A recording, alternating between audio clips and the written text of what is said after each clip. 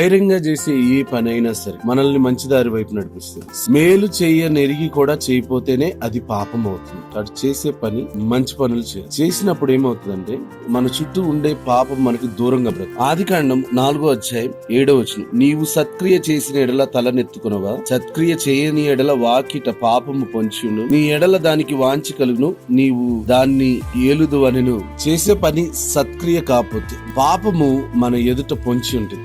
ఎప్పుడు మనల్ని పరిపాలించాలని, ఎప్పుడు మనల్ని దాని వైపు ఆకర్షించాలని ఎదురు చూస్తూ ఉంటుంది. ఏ పని చేసినా ధైర్యంగా చేయాలి, సత్క్రియ చేయాలి. మీరు ఏ చేసినను దేవునికి మహిమకరంగా చేయడని కొత్త నిబంధన గ్రంథంలో చేసే పని ధైర్యంగా చేయాలి. కయీను హేబేలును చంపేటప్పుడు హేబేలు మీద కోపగించుకుంటాడు. ఎందుకంటే తన ప్రార్థన కంటే హేబేలు ప్రార్థనే దేవుడు ఉన్నాడన్న కోపం. మన పక్కన వాళ్ళు ఆశీర్వదించి పడితే మనం చూడలేని పరిస్థితిలో ఉంటాం. ఆ కోపంలో ఏదేదో చేసేస్తాం. కాబట్టి మనం చేసే పని ధైర్యంగా చేయాలంటే దేవుణ్ణి కలిగి ఉండాలి, దేవునికి మహిమకరంగా చేసేవారిగా ఉండాలి. చేసే పని ధైర్యంగా చేద్దాం, ఆశీర్వదించబడతాం. God bless you.